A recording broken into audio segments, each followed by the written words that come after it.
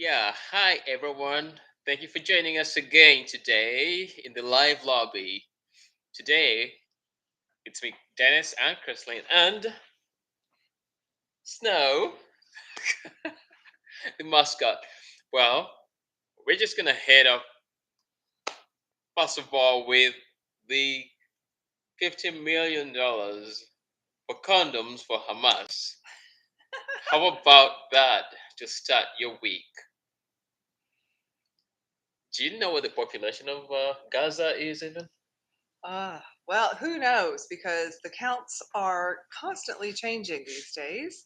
It would be interesting to see the international community get involved and see exactly how many people are currently in Gaza.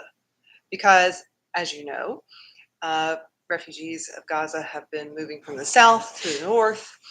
Obviously, Hamas has shown its head again. Um, there's obviously a lot of aid workers mixed in there, a lot of um, you know, what would you say? Aid, well, I already said aid workers, reporters, and so on. So it's really kind of a crapshoot right now. Yeah, so we don't know. But anyway, so there's this whole $50 million that was earmarked, apparently, allegedly. No one can prove it was, uh, but the president said something about it. And so it's all out there, but nobody has proved that it actually is a thing. But nonetheless, that's a big number and it's weird, you know, condoms for Gaza. Well, especially since it goes against the normal culture for Gazans, right? These are predominantly Muslim, apart from maybe the Christian minority, which largely has been run off in years. Um, there were about maybe 1,000 Christian Muslims at last check. Who knows how many now? Who are Christian Gazans, that is. It would be interesting to see how many of the Muslim population of Gaza Yeah. would even want a condom, unless they're engaged in any type of illicit activity where they would not want, you know, Yeah. any potential side effects. So, Absolutely, but I know people who would want them to use condoms, right? But absolutely. anyway, so Next will be Planned Parenthood Gaza, right? exactly, But that's the next the thing. real question is, how would the community there receive it? Would that be an offense to have them sent by the U.S., or would that be well received? What do you think? Well, I think that they would be well received just like anywhere. It's a you know currently Charleston gets millions and millions of condoms, so condoms would be received anywhere in Gaza, in the U.S., in Charleston, in Israel. I think it's just the unspoken thing.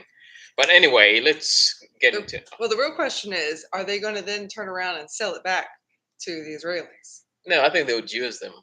You think they would use Oh them? yeah, I think they would all use them. Although I think all of them would use them. Either wherever they go, they will be used. Okay. Well, the Yeah, real question is whether or not Hamas would make money off of it somehow, right? yeah, Because they've obviously been known to do that. So how can we make this profitable for us? yeah, Whether it's charging an entry fee for them or whatnot. yeah. So let's hear your comments in the live chat down below or in the comments after this video if you're watching the replay. Obviously, this is something that has been questioned by several media outlets and critics as to whether or not this is actually true, if this is just kind of a hype stunt by the Trump administration. So we'd love to see some more input. Obviously, we have yet to see evidence from the Trump administration of this, but it is a very entertaining thought that condoms would be issued to Gazans. Yeah, absolutely. And in the meantime, the White House has mandated that people return to their office. So the president has ordered all federal employees to return to in-person work by February 6th or resign. This move affects thousands of remote workers who have adopted to teleworking since the pandemic. So, yeah. So, what do you think about that? How do you feel about having to return to the office? Well, I think that it depends on the job, right? If a job is being done by the worker more efficiently, Yeah, for instance, because of the whole Doge thing, right? If it's more efficient for them to be not in the office and yeah, they've proven their work ethic and their performance to be better when yeah, they're not in the office versus in the office, I think that's something that could be evaluated. But if it's something that obviously requires them to be in the office, then that's also something to be considered, right? yeah. Absolutely, absolutely. But they say some agencies are pushing back, citing logistical issues and potential legal challenges. And critics are arguing that it will negatively impact employees with disabilities. I completely understand if it's more efficient to work from home, why keep the lights on in the office and incur more expense? We have Doge, right? We're supposed to be reducing government expenditure, increasing efficiency. So we are going to if the buildings are empty, maybe we should sell them or turn them into something, use them to generate money instead of forcing people to sit in the buildings and uh, keep the lights and utilities on. Yeah, Absolutely, Dennis. That's a big thing that came about during COVID. A lot of employers, at least private employers, kind of enjoyed it. And the fact that, as long as their staff were working efficiently and turning out performance, like I said before, then they didn't really need to keep an office or as much office space anymore. Therefore, they could scale back operations in that sense of overhead and also, invest more in, other telecommunications so that they could make this a permanent change. And it obviously was reflected in their bottom lines of the winners versus the losers during that time period as far as who profited during COVID the most. I certainly think the staff members, for the most part, it was a mixed bag. You had some staff members that couldn't wait to get back to the office yeah, because their families weren't driving them crazy or their neighbors, and other ones that just absolutely loved it because it gave them an opportunity to have a more comfortable environment, perhaps, maybe less distractions. mhm. If an office environment was more distracting for their particular line of work. Absolutely. Yeah, completely. I'm on board with that. So, what do you think about the next thing on Trump's agenda, the executive orders on transgender policies? Well, let me give you the headlines on that. So, President Trump signed executive orders banning gender transition treatments for individuals under 19. The policy also bars transgender individuals from serving openly in the military. So it's almost like don't ask, don't tell. LGBTQ advocacy groups have condemned the decision, calling it discriminatory. Legal experts predict lawsuits challenging these new regulations. So, what do you think? Are Well, we at returning to don't ask, don't tell under the Bush administration? no, I don't think so. I think it wasn't spoken of at the time. That was the whole idea. It was, hey, we don't even speak about this. It's pretty much taboo. But right now, it's we've had uh, transgenderism take a very high profile in recent years, and so I think it would be wrong not to talk about it openly. I think that's been part of the issue is that there was no conversation had, and some people felt as if, you had young people, you had children, underage people who we wouldn't allow to get a tattoo, being allowed to change their sexes or start the process of changing their sex, or people who you wouldn't allow to drink, you wouldn't allow to get married, but they are being allowed to make such permanent changes. And so, uh, absolutely, as for banning transition treatment for people under 19, I'm on board with that. I support that action. And serving openly in the military, I think that should be something for the military to decide, the commanders to decide, is this person, uh, can this person serve? If it's all based on merit, if we're a meritocracy, then regardless of what they call themselves, is she, he, it, whatever, if they can do the job, they should be allowed to get it. Well, that is something that was raised, I believe, during one of the press events about it was, whether or not they would be physically capable to be able to meet the rigorous requirements of the different military branches, and also depending on the role, right? If you're talking about active duty in combat situations, if you are sort of changing your hormones, that could potentially have an impact on your muscle mass and other biological markers and your performance. If you're fresh off a surgery, for instance, that the government's paying for you while you're in the military, that could obviously cause some issues while you're recovering. If you're, going to be deployed for long periods of time and you're not able to get access to the hormones that you may be taking in that transition, or the necessary medical care in between, that could potentially raise some issues. So a lot to think about as far as that. I'd like to hear from more people from the LGBTQ community. Yeah. But I do think it also has a lot to do with their role. Again, if they're doing a desk job within the military, then does it matter? As long as they're doing their job, right? They're an American citizen, they're in the military, they've gone through all the training necessary for their role. Does it affect staff? Does it affect morale? I mean, these are other factors that maybe need to be considered. Yeah, absolutely, absolutely. If everyone goes through basic training, no matter, and goes through the same basic training, the all do boot camp, everybody goes under the wire, everybody jumps the hoops and does all of that, um, and the trainers think they have actually achieved the mark, then absolutely, it's like saying we're going to ban people that you know are of a certain, whatever it is, or because they had a certain type of surgery. So it is a surgery, and of course there are lots of unknowns. Maybe that should be factored in because we don't know how things are going to turn out. And most of the time, when people have surgeries, there are side effects.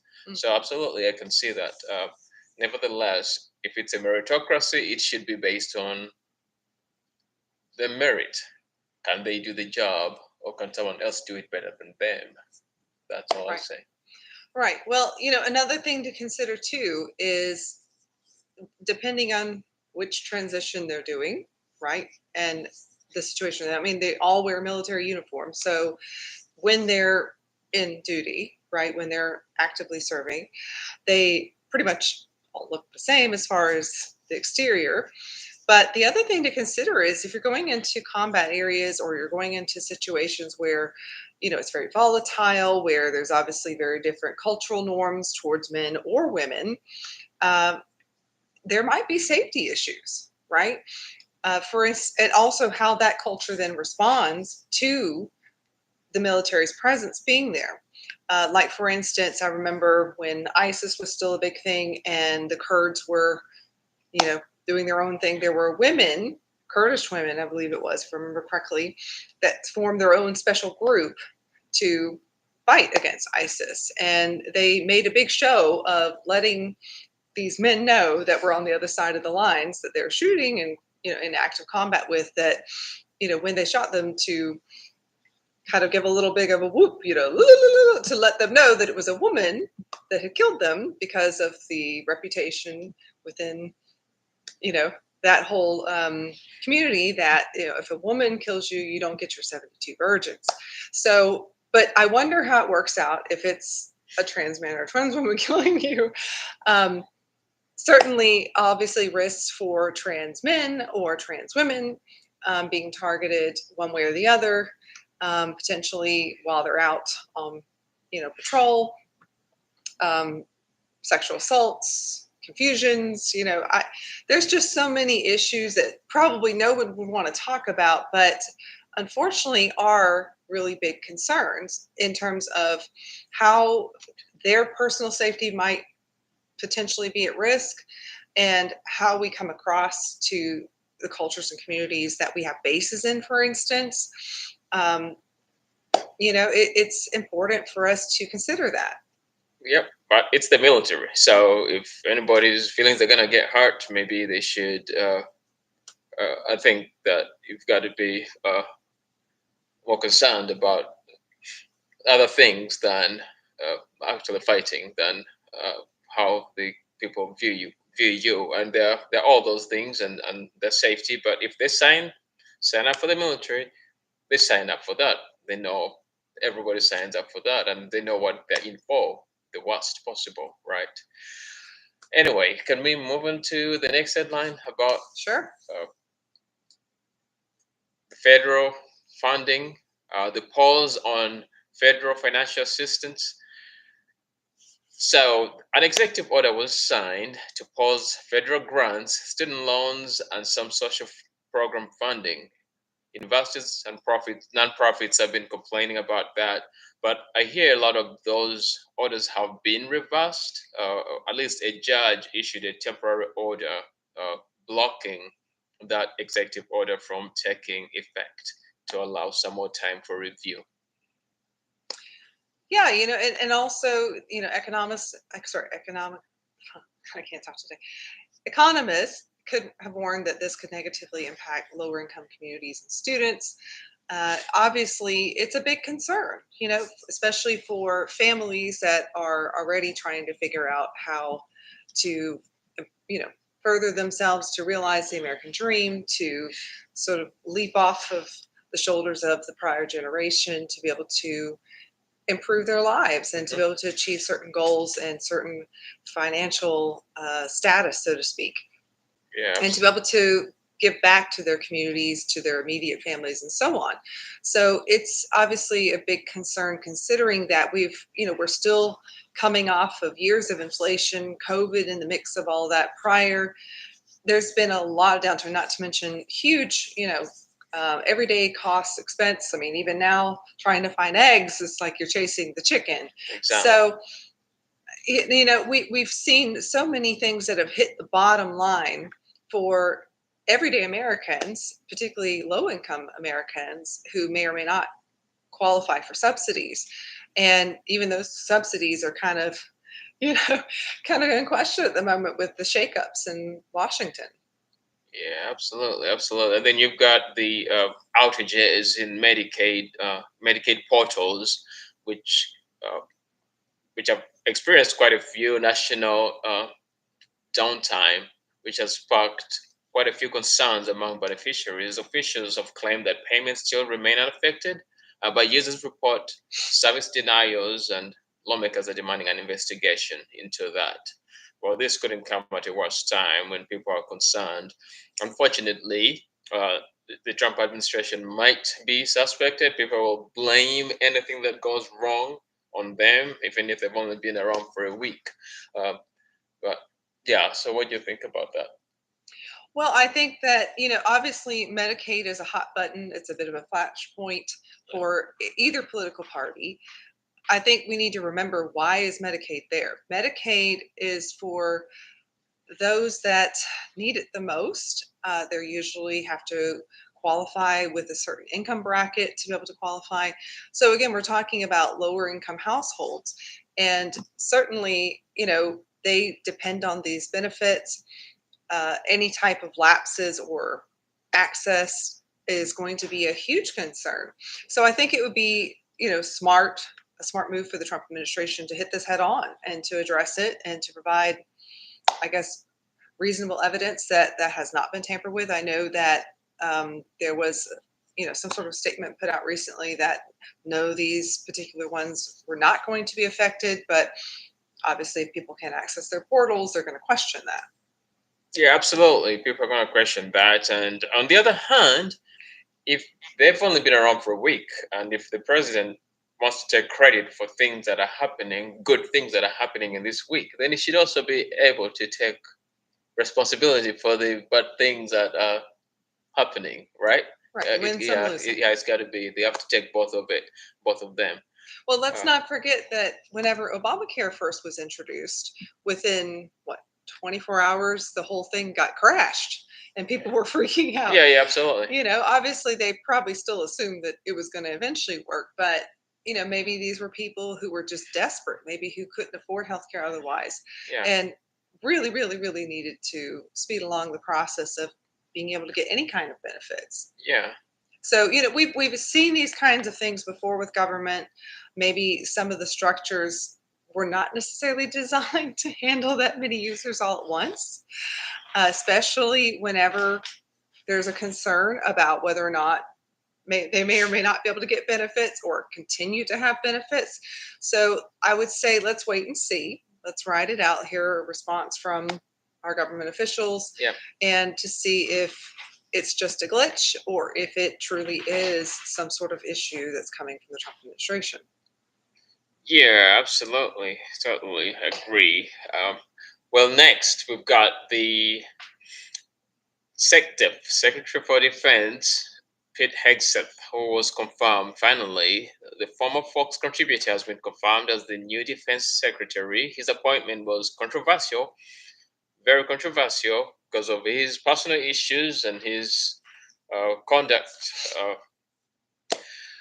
and while concerns over his lack of high level defense and his lack of high level defense experience, because yes, he was probably over about 50 troops or something like that. But now he's over an entire military. So there was some concern on that. And it was split, understandably, 50-50. Actually, two Republicans voted against him, Hmm. and the vice president had to cast the tiebreaker. So that's how divisive it was. Wow. So I hope he surprises everybody. Uh, Well, it'd be interesting to see the response from the actual military. Um, I mean, does anyone remember Hegseth from when he did serve? well, And which branch did he serve in? I'm not sure where he served. I don't know where he served in, but he wasn't a he wasn't he wasn't over 1,000 people. He wasn't over hundreds of thousands of people. Right. It's yeah. I mean that's the biggest budget in the United States, the defense budget. I mean you are running the world essentially as Secretary of Defense. Uh, so I can understand the concern that some people had about him, but as always, they're outliers, and he could outperform and surprise everyone. Well, I mean, consider that the commander in chief, our president, whomever it is at any given time, may or may not have had former military experience. I mean, I don't believe Donald Trump has had any military experience in the past. I could be wrong. No, Um, how many of our presidents have had military experience? That would be an interesting research project right there in itself. Yep. But yet, have nevertheless had to make military decisions sometimes on the fly. I think this is going to be an opportunity because obviously the vote has already been cast, the decision's already been made. That hopefully, Defense Secretary Hegseth will follow a bit of Trump's lead in the sense that, if you are not super skilled in an area, that you are able to surround yourself with people who are and be the kind of person who can rally the troops literally and achieve the goals that you need to achieve, right? I'm thinking back to, how many of our early founding fathers of the U.S. did they have military experience? And yet they had to ready the troops for battles, battles that maybe they didn't even know how to be prepared for. So there's a little bit of both. I think you might see some pushback from certain military officials. You might see some resignations even. So it'll be interesting to see, especially from within, how the response goes. Yeah, absolutely. Absolutely. So if you look at the fact that uh, yes, the president didn't have military experience, but he did have executive experience. He led the Trump organization. He's been in business. He's been in a leadership role, regardless of people's opinions about him. So that's a difference. That's thousands of people you're touching, and so I can understand why people are concerned about somebody else because it's about managerial experience at this point. You're running an organization.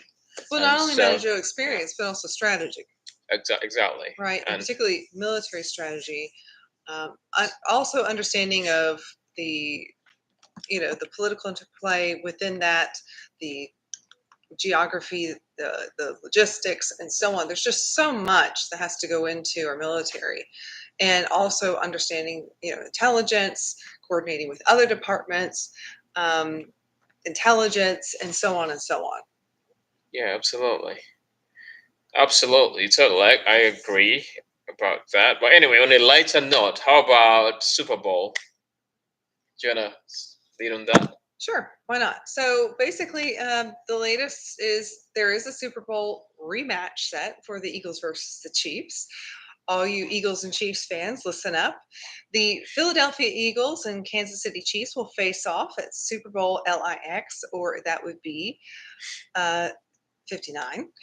The rematch of this Super Bowl is expected to be a ratings blockbuster. Patrick Mahomes and Jalen Hurts headline two of the NFL's most dynamic offenses. Ticket prices and betting odds are skyrocketing in anticipation. No doubt, all the different apps where you can forecast these things and hopefully win something are going to also be doing the same. It'd be interesting to see if there'll be any options on the stock market for this as well. But nevertheless, I think all of our sports fans will be very interested. Let us know in the comments or in the live chat if you are a Eagles fan or a Kansas City Chiefs fan, whether or not you are a Patrick Mahomes fan or a Jalen Hurts fan, and whether you bought your ticket yet. Yeah, so how about the Deep Seek saga? I don't know if we have volume because people keep coming on and dropping off. Anyway, about the stock market, how the stock market reacted to DeepSeek and dropped by 300 points or so. Uh, Nvidia, it, Yeah, Nvidia lost 465 billion in value. Supposedly they did do a little bit of a come up in the end, but it was the biggest single company drop in history. In history, that's a lot. Investors are reevaluating the AI sector's dominance in the market, but U.S. lawmakers may consider AI-related trade restrictions in response, basically to kind of control potential damage. Personally, I really don't think AI is going anywhere. We're not backpedaling whatsoever, but I do think that obviously there's going to be some shakeups. Um, I wonder how much of it is not supply and demand. Um, AI and the whole tech industry right now is so dependent upon resources, resources, resources. And as long as you've got other competitors internationally who may or may not have certain trade agreements already with where those resources come from, particularly any type of rare earth minerals and so on, it could get complicated. So, needless to say, what do you think? well, I think that the Chinese obviously have played everybody once again, and I think uh, that DeepSeek is rather heavily subsidized, and they are that's why they are giving it at a tenth, allowing people to build stuff on it at 1/10 of the price. Um, and they're actually using 50K chips and not 2K chips because they found a way to go around uh, the chip action, you know the restrictions put around selling US chips or exporting US chips to China. So I think that that's part of. I think they're just playing everybody, and the Chinese have actually spent a lot of money on DeepSeek, and they're trying to act as if it's not that they didn't spend that much money. Well, what's interesting and what no one seems to be talking about, even though they were just talking about it in the headlines last week, although briefly, is the Taiwan issue. Why is no one talking about Taiwan and how it's all interconnected between the US, China, the AI markets, just the tech market in general, right? Um, Now, suspicions are that DeepSeek is basically loaded with NVIDIA chips. So who knows, right? But let's talk about Taiwan, okay? Because obviously it's no secret that China wants to retake Taiwan. Uh, the US obviously does not want to see that happen. The Taiwanese especially do not want to see that happen, which is one of the reasons why they are one of the world's biggest chip makers right now. So, or chip manufacturers, I should say.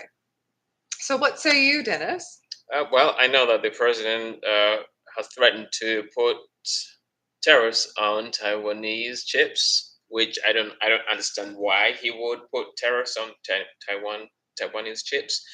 However, between China and the U.S., yeah, China has a target of 2027 to take Taiwan, so that is the U.S.'s task really to prepare for 2027 for the time when China decides to move, and so that's the challenge for you know true preparedness to be ready for that.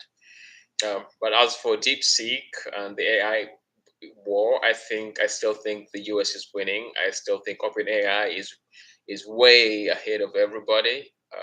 But I think the Chinese just played us and acted as if they did this under budget, but they didn't do it under budget. They probably spent more than we have spent on it. That's Well, my take. it would be interesting to see the pattern in terms of how China has moved along in these types of strategies. Not that long ago, we recall whenever China spent, you know, nothing short of a fortune on real estate developments for what they, had hoped maybe would be expansion to other population centers to be able to alleviate maybe some of the population. And a lot of them are now ghost towns, and it's cost the Chinese government a significant amount of money, which is one of the reasons why maybe they've become a lot of the world's lender. Particularly as it relates to the Taiwan issue, I'd be interested to hear what some of the major tech companies, how they feel about it. Certainly, today's earning calls were very interesting. I know that obviously President Trump at his inauguration had a lot of the bigwigs in the tech industry there. And on top of that, there was a lot of questions to those tech leaders about how much more money they would be investing towards AI, since obviously the Trump administration is very interested in getting kind of a coalition, so to speak, together for the US to really push AI forward and to be the front runner of that for a global market. Um, Considering that there is sometimes an overinvestment in new technologies. I know one particular, I think it was an analyst, had mentioned that, back when the internet was still early days, when they were running lines under the Atlantic and other places to be able to connect to other parts of the world, there were, millions and God knows billions of dollars and so many lines that were run under the Atlantic. And they only ended up needing like a fraction of what they actually ran. And supposedly there's lines that are still dormant today. And yet that fortune was spent. So, if tech leaders are saying they're going to, spend a certain amount of money by a certain amount of time, and they're kind of hesitant to give a timeline or the amount, that might be part of it. I remember in Tesla's earning call today, some of the highlights was, Elon Musk basically saying, hey, we are not necessarily for, how much they're going to invest in AI, but as far as rolling out their FSD technologies and of course all their other things that come with that. We are not only building the cars and all these other technologies, the omnibus robots and what have you, but we're also like imagine if you're putting out a new train system, we're not only building the trains, but we're also having to build the tracks and the infrastructure and the stations all at the same time. It's going to take a minute. And so you got to think it's a bit of a race right now with AI in the same way. And whether or not they're going to need as much money as what they're projecting and by what timeline is a bit of a moving target at the moment. Well, absolutely, it's a moving target, but I believe that they're. I think it's a different kind of infrastructure, right? They need data centers and a lot of energy, a lot of electricity, and that's our challenge, right? So, and that's the main thing that they need. So that's our challenge right now. So let's come back to just regular affairs. ICE on immigration raids. So ICE is now arresting over 1,000 undocumented immigrants daily. The agency's goal is to reach 1,200 to 1,500 daily detentions. And I've seen clips of them with Dr. Phil going interviewing people and doing a show. They've been doing a pretty good PR job. I saw a picture of the Homeland Security Secretary Kristen Noam wearing some body armor and whatnot, and yeah, and Ann Coulter put an interesting comment on it that hey, nice filters there. But anyway, there, yeah, that was yeah interesting. So, what do you think about the raids? Well, it's been interesting to see the different reactions. Obviously, in addition to Dr. Phil, we've seen a lot of other celebrities. Obviously, the most famous recently that's been circulating the internet has been Selena Gomez, obviously very distraught and crying about the whole situation. But there's been a lot of clapbacks to that as well, particularly regarding the um, unaccompanied children that came in under prior administrations that were given over to, you know, our government agencies to safeguard while their situation, their status was figured out or getting representation and so on, and were passed on to various homes and then subsequently unable to be found, at least according to the interview with I think it was Senator or Congressman Holly. What is it again? I'm sorry, I forgot. I don't know. Anyway, the guy from South Carolina, that's been a little while back. I think it was OFF. So anyway, needless to say, there is concern because obviously when individuals, and not just children, but also women particularly suffering sexual assault on the way or even after coming, maybe they're, whether they're women or children or even men, potentially being sold into the labor trafficking groups, being sex trafficked or other type of trafficking that is under the radar. They're maybe being worked as migrants, having to work in fields, having to work in meat and poultry. I mean, there's so many things. Maybe that's why we can't find eggs on the shelf right now. You never know. But it's certainly a big issue. I remember several years ago we had this discussion about whenever the state of Georgia was gung ho to get rid of the migrants and or illegal immigrants or undocumented workers, and they they got most of them out, and then next thing you know, they tried a program to get teenagers in the U.S. or I guess unemployed individuals to come pick their crops, and then there was nobody to come pick them, and so they had to rush to get them back. So, and these were Republicans. So, what do you think about that? How do you Yeah, think this is going to shake out? I mean, absolutely. I saw one farmer who said that if we get rid of all illegals, we shall run out of food in about a month. Which absolutely, I mean, if I go down the road to Home Depot or Lowe's, there are tens of people standing at every Lowe's. Most of them undocumented.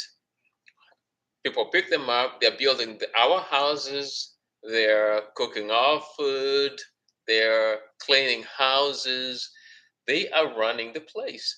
Really, the things, the jobs that we don't want to do, they are doing. They're the ones doing those jobs. So at the end of the day, I'm all for it. Uh, for criminals, people who are committing crimes. But then, if you say, I had one official say, by definition, anyone here illegally is a criminal. Yes, I get it. However, we're talking about violent crimes, not the crime of overstaying or the crime of coming illegally. That has to be dealt with. But right now, we need them more than they need us. To be honest, I think they would cop. They will. They will cop. They will suffer, but we shall suffer more. The economy will suffer, and I think we haven't seen the worst of it. That's my concern. Well, it'll be interesting to see how things all play out. Certainly, there's a lot of considerations on both sides. Maybe, who knows? Maybe Tesla will send out robots to go pick the fields and harvest the chicken eggs. But, the advocates have called for the crackdown excessive, while supporters argue that it strengthens border security. Certainly, we do have to be concerned about our border security and who's coming into your neighborhoods. I have personal concerns from what I've seen and experienced in past communities, where they, because of the income status, because of the fact they're living in the shadows, so to speak, they are oftentimes living in areas with high crime and are often victimized as a result, because the people victimizing them know that they're less likely to notify the police because they don't want to be deported. They don't want attention brought to them. And so, again, that kind of ties back into the trafficking thing. You know, is the better solution to nip the problem in the bud where it starts, at least at the border, right, within our own sovereign area? Or is it better to deport them and send them back? Personally, I've always been a fan of trying first, with dealing with the countries where they're coming from and the reasons why they're leaving, right? To me, that seems to be the thing that makes the most sense. If we had a better partnership, kind of like that was, people try to achieve through NAFTA, um, maybe you would see less migrants coming. If maybe there were less conflicts in those areas, maybe if there was less poverty, but we can't solve everybody's problems, especially other countries. So, what do you think? Absolutely, we can't solve everybody's problems. However, the ones that are here currently are solving some of our problems. Yep. So that's how I see it. And absolutely, build the wall. Absolutely, add security up at the border. Um, but then just doing the raids for the sake of press or for the sake of public relations. I get it. First 100 days, they're trying to show something. I mean, hopefully they know what they're doing and they're just trying to you know make a show for the for the base until the reality sets in, or they actually know that reality is that we need these guys to keep our crops coming in, keep our food coming, keep our eggs coming, keep our houses clean, keep our houses built. So that's my position on that. Absolutely, we we need people to be legal, right? But right now, it is what it is. We need them. Right, right. Well, I mean, maybe there is a happy middle ground in some ways that could be made. Yes, have a border wall, but also, maybe work on work visas, right? For the people who are already here who are not actively causing violent crimes or higher level crimes of any kind. Kind of like the DACA program, kind of like the Dreamers program. But it's kind of difficult to really say as far as how far does this go. It would be interesting to see interviews with people from both border states as well as the larger populated states that a lot of these migrants have been brought to, that have experienced infrastructure overloads, or maybe there have been an uptick in violent crimes as a result of particularly more violent individuals being brought in from gangs and so on and so on. So, I do think there needs to be a check and a balance. And I think we could learn a lot from history of how we've dealt with this in the past. I do think, though, that the US in particular, maybe this is a part of the driver for AI and robotics and so on, as well as, has a global market worked out so well for us, is certainly looking forward to maybe replacing some of those more mundane jobs in other ways. You know, the US certainly does have a dependency, but is it creating a bit of a slave class, so to speak? And not to speak bluntly, but in the sense that, you are putting people in a vulnerable state every time you allow that.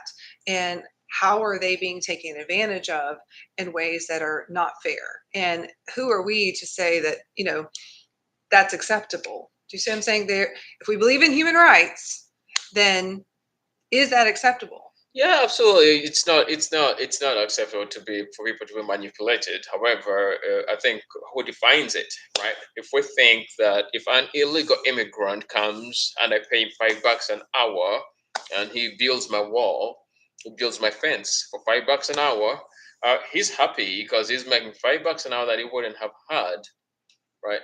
And now, is it immoral on my part? Perhaps it is, right? And then if you talk of the borders, I was in San Diego and I did some work there with the transit guys, and half of their employees actually live in Mexico and come over. They commute. They Mhm. come over into San Diego and work for the day and then go back. Or they have a small place that they stay in. So there is that. The borders are quite uh, porous in that way. People go across. People from San Diego go over there to hang out. So you have a lot of movement along the borders, and those are legal uh, workers. They have the right to work. Most of them are U.S. citizens, actually, although of Hispanic heritage. So absolutely, I think that there is a yeah, yeah, there is a workable solution. So, what do you think about the thought that, hey, come on, we may as well just buy Mexico since we're going to buy everyone? I think maybe as long as things are as unstable between the government of Mexico and, of course, all the cartels that tend to have a tremendous amount of influence, we'll just put it that way, that's probably going to be a hard no for most Americans. Um, Maybe not so much from other individuals or maybe different politicians, but I know certainly, obviously, there has been a lot of controversy about Canada, Greenland, Panama Canal. But, I really do think that our best attempt is to have a better working relationship with our neighbors and to see how we can work, whether it be a push or a pull, to improve the situations in the nations where these individuals are coming from, as well as to stem the tide of those that would otherwise seek to maybe take advantage of Americans or harm Americans. And it's not just Hispanics coming in. Obviously, there's been other individuals from various countries coming, other foreign nationals.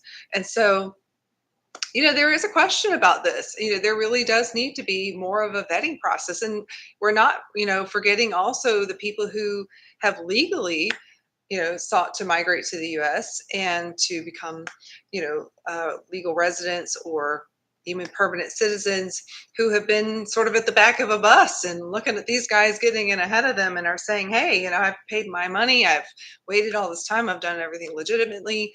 What about us? I remember during the Obama administration, there was like a 7-year backlog for some people. And so that was the reason why so much funding was put forward to be able to help alleviate that.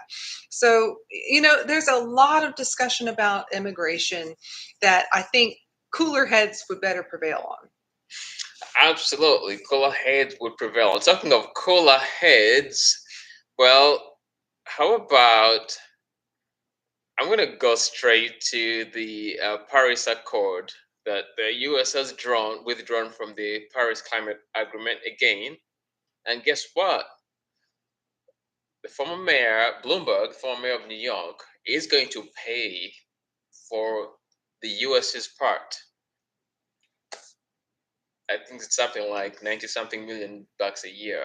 He's going to pay to continue for US's responsibility that it had taken on, the pledge that the United States had made. He's agreed to take that on. I think, well, power to him. Well, yeah, it certainly will be a great PR piece for the camp that, is for that. Um, it is a lot of money, but this is Bloomberg, right? I I'm not sure how the rest of the international community will respond. Maybe some might see it as a signal for them to lessen their contributions themselves or even pull out altogether.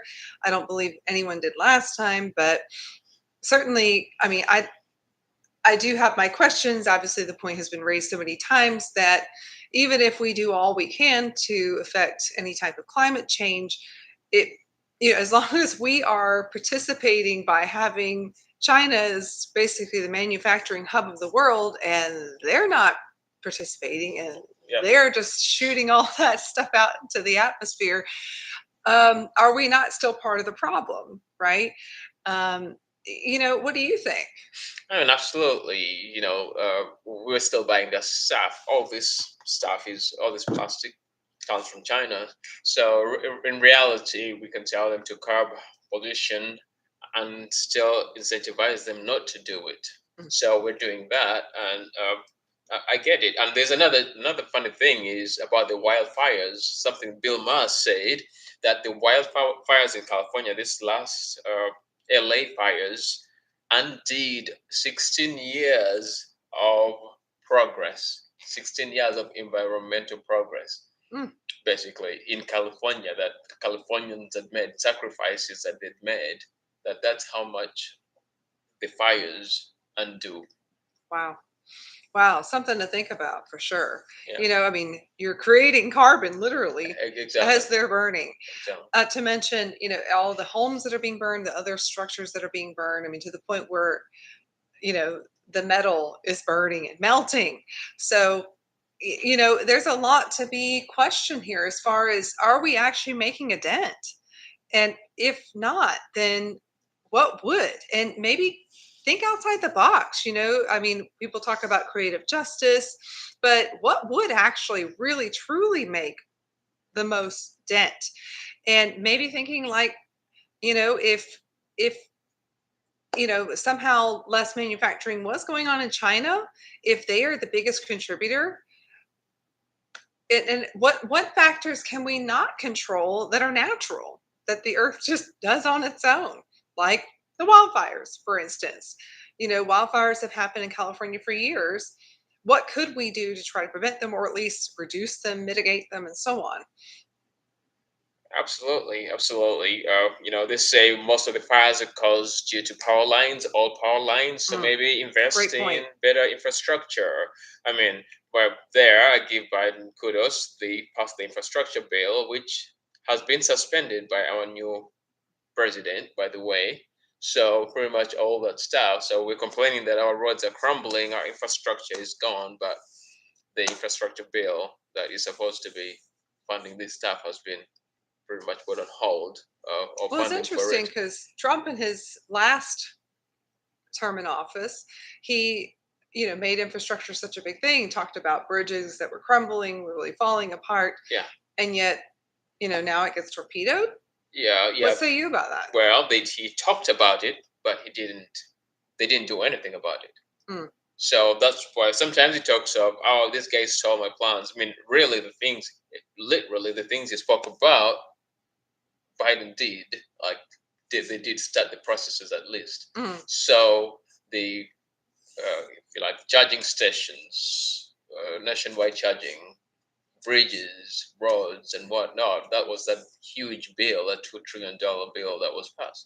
So that was, uh, yeah. So that's interesting that they would stop that right now, and maybe they will start it again. Uh, we're coming to an hour, so can we call this show a night? Well, I'd love to hear more from our viewers Yeah, about their thoughts on these topics. Obviously, we could go on for several more, but let's hear from you guys. absolutely. Let's hear from you guys, and uh, the audio might have been off earlier on, but we started with $50 million for Hamas condoms, apparently, which I don't understand. But I mean, there's no evidence that that is true. Uh, it makes me wonder how many red herrings we are running after. Exactly, exactly. And and also, talking about kicking the ball to different administrations, whether they're wearing a D or an R, and who gets the credit for it. Even, speaking of Gaza, you know, a lot of this stuff, there's a lot that goes on in back rooms, guys. So the main thing is watch the money and watch the votes. And you guys choose accordingly based on what your convictions are. So, with that said, our furry friend unfortunately has fallen asleep. It's getting past her bedtime, but we'll say a little sign off to everybody from Snow, because we know that's all what you really came for, was to see a cute puppy. Goodbye. Goodbye, everyone. Have a good night, America. We love you Wait, wait, guys. wait, wait, wait, wait. Oh no, it's gonna drown her. There you go. Oh, can't see. Goodbye. All right. And we are ending the stream. Goodness. So immediately you will no longer be. And well,